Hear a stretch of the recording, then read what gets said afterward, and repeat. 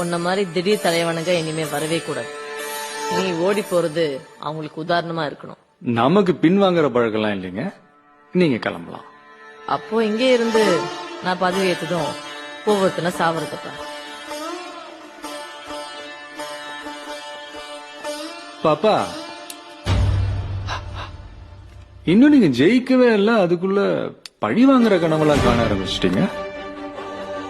உங்க அப்பா மாசிலாமணி இருக்காருல்ல, எலெக்ஷன்ல ஜெயிச்சு பதவி பிரமாணம் செய்யறப்போ எம் மாசிலாமணி என்னும் நான் சொல்லும் போதே ஆப்பு வச்சோம். நாங்க போங்க, முதல்ல நீங்க ஜெயிக்கணும், பதவியில உட்காரணும், அதுக்கப்புறம் இதையெல்லாம் பத்தி யோசிக்கணும். இன்னும் ஒரு நாள்ல என்னென்னலாம் மாற போகுதுன்னு ஓரமா நின்று வேடிக்கை மட்டும் பாருங்க. I'm a corporate criminal. நீங்க கருவிலே கிரிமினல்னு எனக்கு தெரியும். போலாம்.